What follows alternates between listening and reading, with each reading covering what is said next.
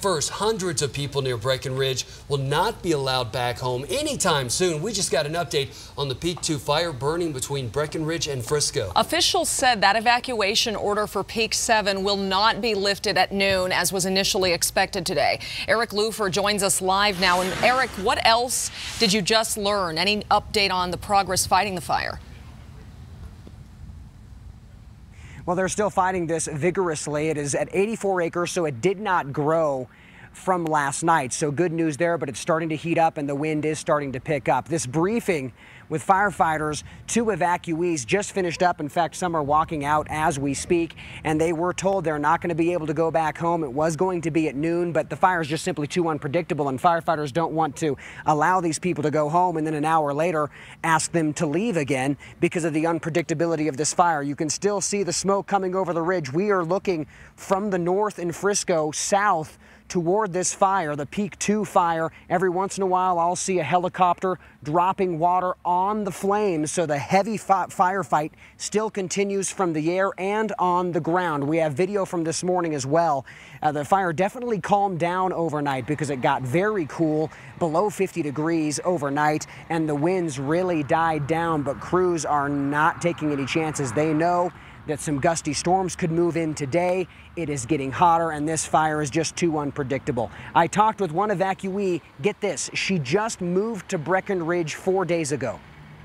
We were driving back from getting a bank account in Frisco, and we saw the smoke. And it was like 2 hills away from our home. From our bedroom window, we could see some smoke. And then our neighbor came and said, there's a mandatory evacuation.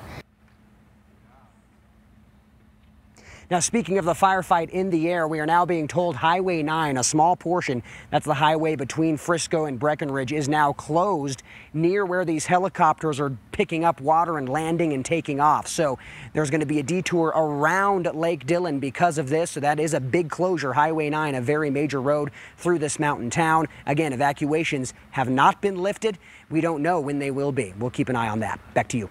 All right, thank you for that update, Eric. Also, air quality in the area said to be pretty bad right now, so they put out that alert. Also, they want to let people know no drones near the fire scene. That could cause some issues and force officials to stop their firefighting aircraft. They'd have to ground that. So again, no flying drones in the area. That's actually become a concern in this new day and age here. Right, yeah, what, 5-10 years ago, we never would have said that. Right. We have got some extreme fire, obviously, conditions out there. You've got temperatures right now near Breckenridge, likely well into the 70s. Down here, we're already close to 90 degrees in some spots. Wow. Yeah, take a look, 86 in Denver. Now, the winds are coming in at about 5 to 10 miles per hour. And you saw from Eric's shot there, it's not extremely windy, but if we do get a few storms developing, it could get gusty within a few of those storms. Right now, Dillon is at 77. We've got Fraser at 74 and in Evergreen, 82. You get closer to 90 as you get farther east, so it's a toasty start to our afternoon.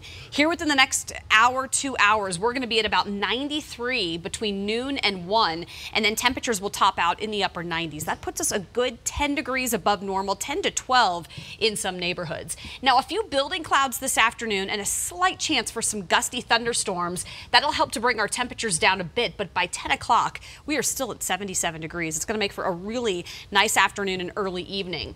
Look at our threat for severe weather. Now, here in the darker green, that's a marginal risk. We could get some gustier storms developing closer to Fort Collins, Greeley, Sterling. Here in Denver, likely really isolated and really dry. Coming up in just a few minutes, we're going to take a look at when we get a break from this extreme heat. It's a short break, Jason, but there's something. I'll show it to you coming up. It's pretty